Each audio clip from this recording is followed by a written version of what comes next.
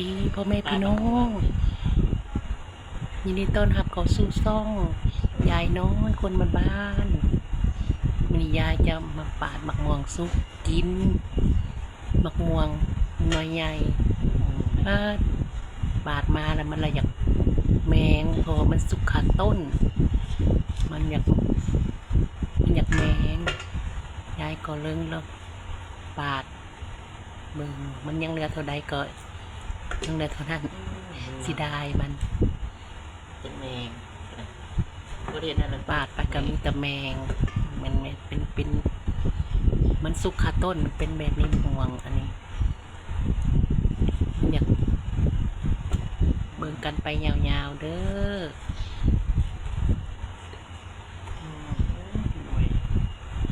สิเหลือจะเท่าใดเนาะจังสิได้กินแล้วห้องเบิ่งไปนำกันกินบ่เนาะ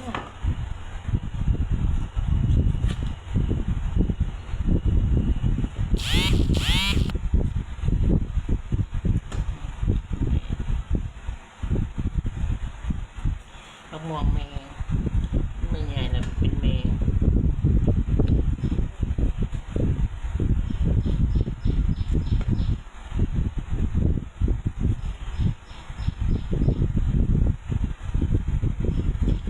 เป็นแมง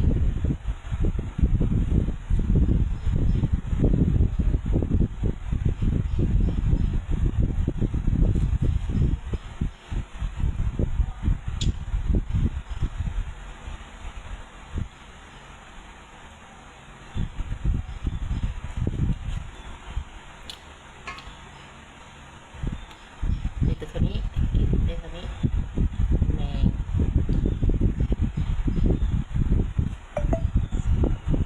ยังเหลือเท่านี้ยังเหลือเบิ่งลองปาดซีเบิ่งจะเป็นรสชาติก็เป็นแซ่บในส้มหวาน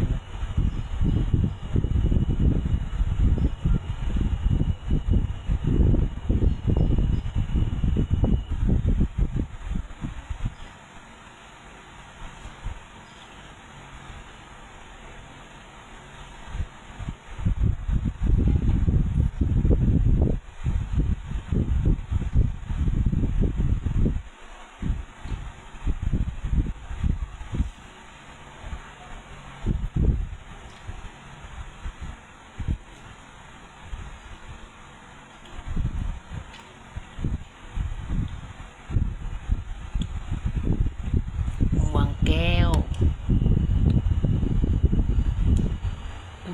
ตัวนี้หวานจ้อยเลยตัวหน่วยใหญ่หันหวานส้มหวานส้มแต่แซ่บ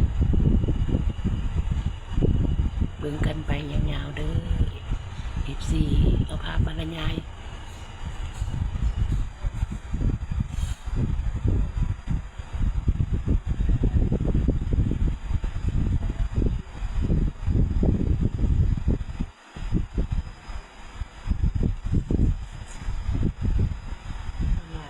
ละลายเป็นแมง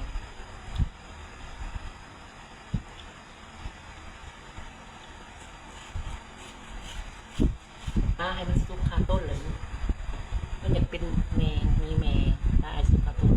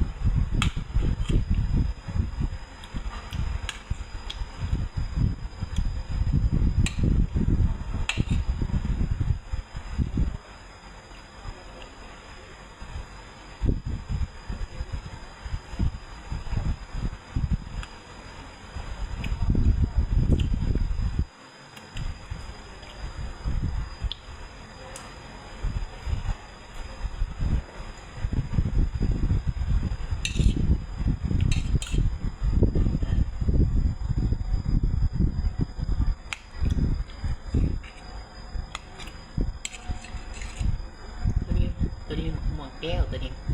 มะม่วงแก้วหวานหวานเย็ด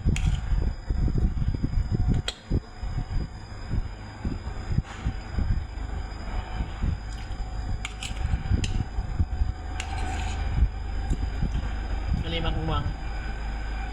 หน่วยใหญ่เนี่ยส้มหวานส้มหวาน